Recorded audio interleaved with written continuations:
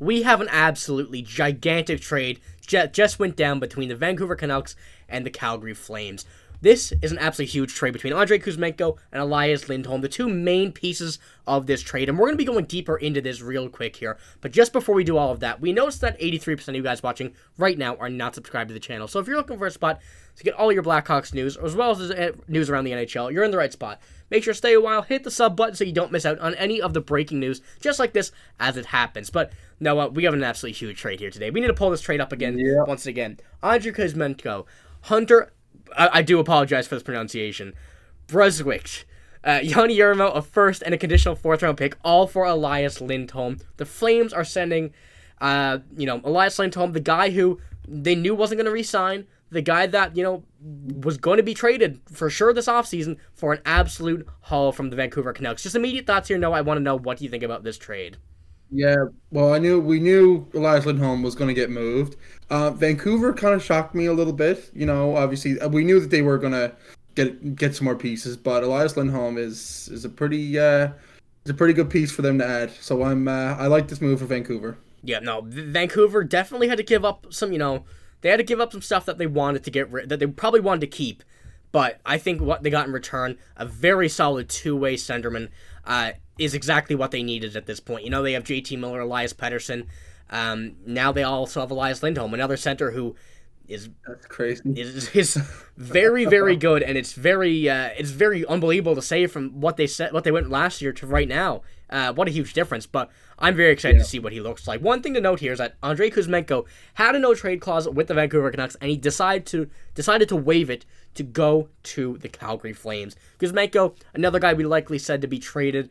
We actually have both of them projected to go to the Calgary Flames, but I guess that was a bit of the Chicago Blackhawks. Excuse me. I guess that was a bit of a wishful thinking on our part. But I think that the package was very good, and like you said, Noah, the Vancouver Canucks are in an absolute perfect spot heading into this the trade deadline, and then likely onto the playoffs. But we know that both these guys are having a bit of a down season on each of their own respective ways. You see Elias Lindholm right here. His offense has not been what it was over past years for this season, but he's been very, very good on the defensive side of the puck this year, even with Calgary, who are struggling a bit throughout this season. So, now, how do you think that Elias Lindholm's game is going to affect this Vancouver Canucks team for the rest of the season? Yeah, well, I think they acquired the defensive side of his game. Obviously, like you said, Elias Pettersson, JT Miller as their sort of 1-2 down the middle, which is absolutely filthy. And then you add Elias Lindholm into this, who, like I said, is a very good defensive centerman, has that little bit of offensive upside, like we've seen. I mean, I think he had 82 or 80 points there a couple of seasons ago. So he has that offensive ability, but I think he's going to be playing probably third line for them and probably a penalty killing role, which, I mean, they need absolutely.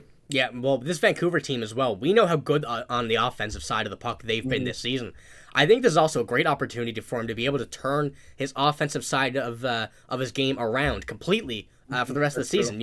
If he wants to go in and joins a lot of these guys who are doing very well this season, it's a perfect opportunity for him to go in, learn and feed off these guys of what they've been doing and why they've been so hot this season, and feed off that going into what is an expiring year, because as of right now, there is no extension in place in this deal. I do expect Vancouver to definitely try and get one done. He's on the final year of a 5-year deal, and Vancouver, I think, is definitely going to push to be able to get a deal done here, because I don't think they would have given up all of that if a deal had not been in place, because there was multiple reports saying that Elias Lindholm, he was on vacation for the All-Star break, so there was no way to get a deal done in place right away. So I think that it will be after the All-Star break once everything starts to line up for this extension, and I think it's going to be a very good choice for the Vancouver Canucks. One thing, as we're discussing it and as we're talking about it, it kind of hit me. So the Canucks decided to trade Bo Horvat last year. Got, I think it was a first and Ratu for Bo Horvat. So essentially they chose Elias Lindholm over Bo Horvat. So it's I guess if we have any Canucks fans watching, who would you rather? I guess Elias Lindholm or Bo Horvat, right? I mean, I don't know. That's a tough one because, I mean, Bo Horvat had a really, really good year last year. Kind of cooled off a bit in New York. I mean, we all kind of expected that.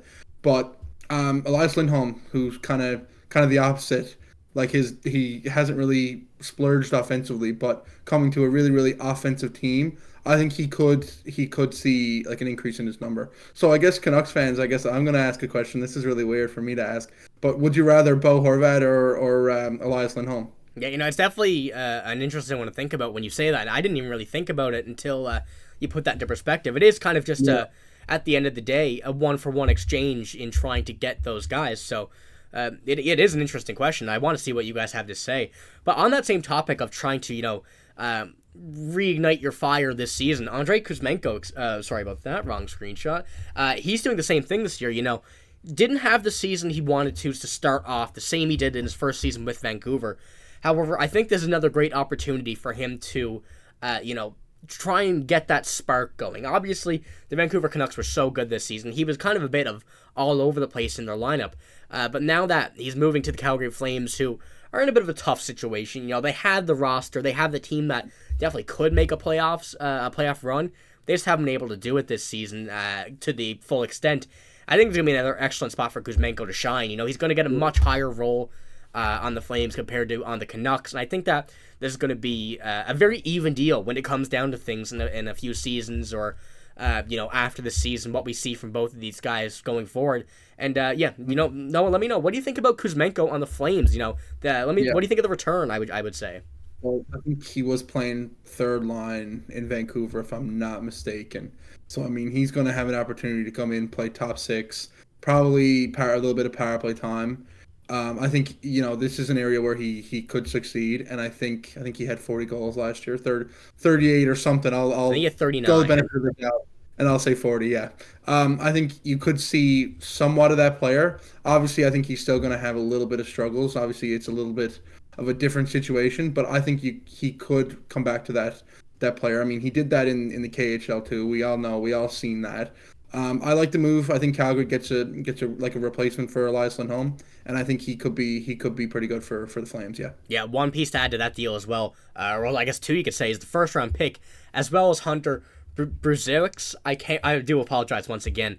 As a defenseman, he's putting up 69 points in 47 games in the OHL with Kitchener, which is an absolutely phenomenal statistic to have for a defenseman. Yeah. So that's another guy who's kind of sliding under the radar there. Under all the hype of Andrei Kuzmenko to join in this deal. But, one more thing that we need to discuss about what could have been in this deal was Darren Dreger. He said he believed that Chris Tanev was originally in the deal, but Calgary thought it was better that they do it in a separate deal to be able to get more stuff come in, which I think was the right choice at the end of the day. They probably could have gotten a lot more from Vancouver, but I don't know how much more Vancouver would have been willing to give up. I know they were trying to create some cap room, which is why Andrei Kuzmenko was going the other way in the deal. It's a very close swap of just, pretty much a same contract. But I think Chris Tanev would have been a bit too much to be able to get some return from Vancouver. So, that would have been insane. Yeah, something to keep in mind there for the Vancouver fans watching. But, I want to know what you guys think about this deal. Obviously, this is, the first big trade, I guess you could say, of the trade deadline, which is still a bit over a month away. But, it happened last year as well. The same stuff got done early. Teams wanted to get the most they can get from other teams. They wanted to pick from a larger variety of players. So I do expect the trades to start piling down. A few more people starting to go soon. Maybe a few smaller ones. Maybe a few medium ones. But overall, I think this was a very good trade for both teams at the end of the day, based on what they're looking for. But Noah, do you have a winner of this trade, or do you think it's pretty even? Oh. Give me a couple days to think about it and mull it over, and I'll give you a definite answer. Right now, it looks like the Canucks. They're just adding to a powerhouse, and we're in Eastern Canada, so we don't get to watch many Canucks games, but we're definitely going to be tuning in to a couple Canucks games, I think. Yeah, it's definitely one where I think both teams won in their own way. They needed different things. That's what they got. So I think it worked out for both teams. But, let me know what you think. I think it's definitely an interesting trade to break down and have a look at, especially when it comes throughout the years and even over the next few seasons, that what's going to happen. But, that's all we got. If you did enjoy the video, make sure to give it a like. Make sure to hit the sub button as well if you haven't already. But that's all we got. Thank you for watching. Hope you have a great day. See you later.